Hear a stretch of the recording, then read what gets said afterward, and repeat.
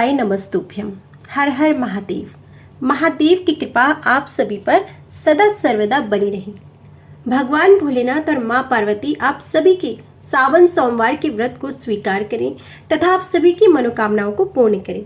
आज सावन माह का अंतिम सोमवार है और आज आप सुनेंगे सावन सोमवार की व्रत कथा। साथ ही जानेंगे आपको सावन सोमवार के दिन भगवान भोलेनाथ की पूजा किस प्रकार करनी है, पूजा मुहूर्त क्या रहेगा, सावन के आखिरी सोमवार के दिन आपको कौन सा उपाय करना है जिससे घर परिवार में सुख समृद्धि बढ़ती है और साथ ही अखंड सौभाग्य का आशीर्वाद प्राप्त होता है।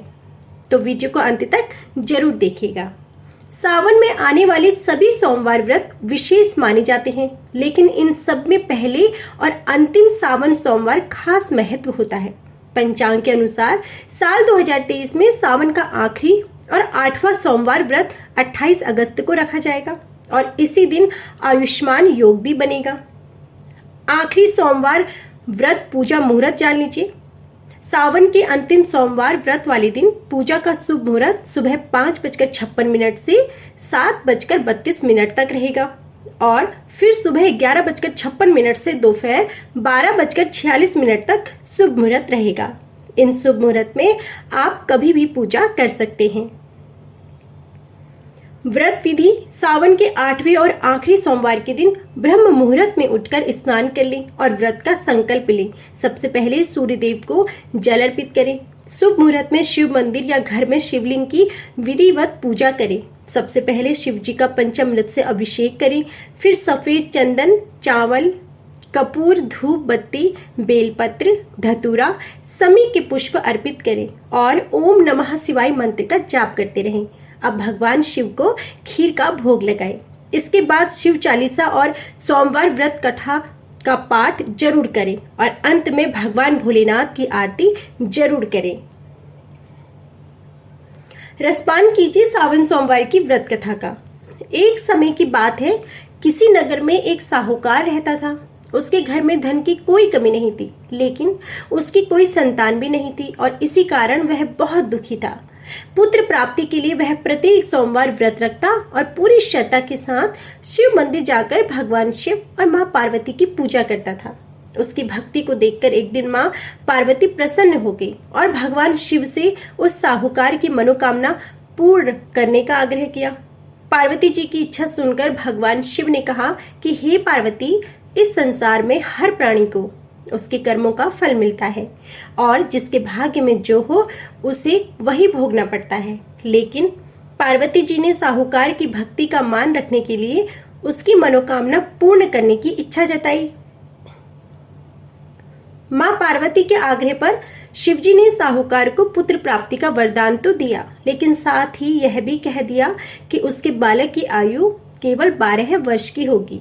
माता पार्वती और भगवान शिव की बातचीत को साहूकार सुन रहा था। उसे ना तो इस बात की कोई खुशी थी और ना ही दुख था। वह पहले की भांति शिवजी की पूजा करता रहा और कुछ समय के बाद साहूकार के घर एक पुत्र का जन्म हुआ। जब वह बालक 11 वर्ष का हुआ तो उसे पढ़ने के लिए काशी भेज दिया गया। साहूकार ने पुत्र के मामा को बुलाकर उसे बहुत सारा धन दिया और कहा कि तुम इस बालक को काशी विद्या प्राप्ति के लिए ले जाओ और मार्ग में यज्ञ भी कराते जाना। जहां भी यज्ञ कराओ वहां ब्राह्मणों को भोजन कराते और दान दक्षिणा देते हुए जाना। दोनों मामा भांजे इसी तरह यज्ञ कराते और ब्राह्मणों को दान दक्षिणा देते हुए काशी की ओर चल पड़े। रात में एक नगर पड़ा जहां नगर के राजा की कन्या का विवाह था, लेकिन जिस राजकुमार से उसका विवाह होने वाला था वह एक आंख से काना था। राजकुमार के पिता ने अपने पुत्र के काना होने की बात को छुपाने के लिए एक चाल सोची। साहूकार के पुत्र को देखकर उसके मन में विचार आया कि उसने सोचा क्यों न इस लड़की को दुल्हा बनाकर राजकुमारी से विवाह करा दूं और विवाह के बाद इसको धन देकर विदा कर दूंगा और राजकुमारी को अपने नगर ले जाऊंगा। लड़की को दूल्हे के वस्त्र पहनाकर राजकुमारी से विवाह करा दिया गया, लेकिन साहूकार का पुत्र बहुत ईमानदार था। उसने यह बात न्याय संगत नहीं लगी। उसने अवसर पाकर राजकुमारी की चुन्नी की पल्ली पर लिखा कि तुम्हारा विवाह तो मेरे साथ हुआ है, लेकिन जिस राजकुमार के साथ तुम्हें भेजा जाएगा वह एक आंख से काना है। मैं तो काशी पढ़ने जा रहा हूँ। जब राजकुमारी ने अपनी चुन्नी पर लिखी बातें पढ़ी तो उसने अपने माता पिता को यह बात बताई। राजा ने अपनी पुत्री को विदा नहीं किया, जिससे बारात वापस चली गई। दूसरी ओर साहूकार का लड़का और उसका मामा काशी पहुंचे। वहां जाकर उन्होंने यज्ञ किया। जिस दिन लड़की की आयु 12 वर्ष की हुई उसी दिन यज्ञ रखा गया। लड़के ने अपने मामा से कहा कि मेरी तबीयत कुछ ठीक नहीं है। मामा ने कहा कि तुम अंदर जाकर सो जाओ। शिवजी के वरदान के अनुसार कुछ ही देर में उस बालक के प्राण निकल गए। मृत भांजे को देख उसके मामा ने विलाप शुरू किया। संयोगवश उसी समय शिवजी और मां पार्वती उधर से गुजर रहे थे। पार्वती ने भगवान से कहा, हे स्वामी, मुझे इसके रोने के स्वर सहन नहीं हो रहे। आप इस व्यक्ति के कष्ट को अवश्य दूर करें। जब शिवजी मृत बालक के समीप गए तो वह बोले कि यह उसी साहूकार का पुत्र है जिसे मैंने 12 वर्ष की आयु का वरदान दिया है। अब इसकी आयु पूरी हो चुकी है। लेकिन मातृ भाव से विभोर माता पार्वती ने कहा कि हे महादेव, आप इस बालक को और आयु देने की कृपा करें, अन्यथा इसके वियोग में इसके माता पिता भी तड़प तड़प कर मर जाएंगे। माता पार्वती के आग्रह पर भगवान शिव ने उस लड़के को जीवित होने का वरदान दिया और शिवजी की कृपा से वह लड़का जीवित हो गया। शिक्षा समाप्त करके लड़का मामा के साथ अपने नगर की ओर चल दिया। दोनों चलते हुए उसी नगर में पहुंचे जहां उसका विवाह हुआ था। उस नगर में भी उन्होंने यज्ञ का आयोजन किया। उस लड़के के ससुर ने उसे पहचान लिया और महल में ले जाकर उसकी खूब खातिरदारी की और अपनी पुत्री को विदा किया। इधर साहूकार और उसकी पत्नी भूखे प्यासे रहकर बेटे की प्रतीक्षा कर रहे थे। उन्होंने प्रण कर रखा था कि यदि उन्हें अपने बेटे की मृत्यु का समाचार मिला तो वह भी प्राण त्याग देंगे, परंतु अपने बेटे के जीवित होने का समाचार पाकर वह बेहद प्रसन्न हुए। उसी रात भगवान शिव ने व्यापारी के स्वप्न में आकर कहा कि हे श्रेष्ठी, मैंने तेरे सोमवार के व्रत करने और व्रत कथा सुनने से प्रसन्न होकर तेरे पुत्र को लंबी आयु प्रदान की है। इसी प्रकार जो कोई सोमवार व्रत करता है या कथा सुनता और पढ़ता है उसके सभी दुख दूर होते हैं और समस्त मनोकामनाएं भी पूरी होती हैं। अब जानिए सावन सोमवार व्रत के नियम। सावन सोमवार के दिन स्वच्छता का विशेष ध्यान रखते हुए विधिवत भगवान शिव का पूजन करना चाहिए।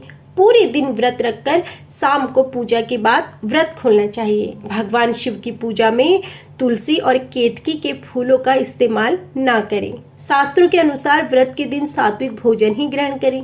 सावन सोमवार के व्रत में हरे पत्तीदार सब्जियों का सेवन भी नहीं करना चाहिए। सावन सोमवार व्रत के दौरान शिव चालीसा, शिव कवच और शिव मंत्रों का जाप जरूर करें। पूजा में भगवान शिव को बेलपत्र और धतूरा अर्पित करनी चाहिए। शिव जी की पूजा करते समय ध्यान रखें कि शिवलिंग पर हल्दी और सिंदूर ना चढ़ाएं। मान्यता है कि सावन सोमवार का व्रत रखने और पूजा करने से जीवन की सभी समस्याएं दूर होती हैं। साथ ही महिलाओं को अखंड सौभाग्य भी प्राप्त होता है। अब जानिए सावन के आखिरी सोमवार के दिन आपको कौन सा उपाय करना है। सावन का अंतिम सोमवार के दिन बेहद ही खास है। इस बेहद शुभ योग में महादेव को प्रसन्न करने के लिए सावन माह के सोमवार का विशेष महत्व जानिए। इस दिन की गई भोलेनाथ की पूजा विशेष रूप से फलदायी होती है। इस दिन सुबह जल्दी उठकर स्नान आदि करके भगवान शिव का दिव्य जलाभिषेक करें। हम आपको बता दें कि माँ पार्वती और नंदी जी को भी गंगा जल या दूध अर्पित करें। पंचामृत से रुद्र अभिषेक करें। इसके बाद शिवलिंग पर बेलपत्र, धतूरा, भांग, चंदन का लेप, चावल अर्पित जरूर करें। इसके बाद भगवान शिव, माँ पार्वती और गणेश जी को तिलक लगाकर समापन करें। इस दौरान ओम नमः शिवाय मंत्र का जरूर जाप करते रहें। सावन में आने वाले सभी सोमवार व्रतों का विशेष महत्व होता है, लेकिन आखिरी सोमवार बहुत ही खास होता है। तो इस दिन आप सावन सोमवार के दिन विधिवत और पूरी नियमों के साथ भगवान भोलेनाथ की पूजा अर्चना करें। इस दिन सावन के 8वें और आखिरी सोमवार के दिन सुबह ब्रह्म मुहूर्त में उठ जाइए और व्रत का संकल्प लें। सबसे पहले सूर्य देव को जल अर्पित करें और फिर शुभ मुहूर्त में शिव मंदिर या अपने घर पर भी आप शिवलिंग की विधिवत पूजा कर सकते हैं।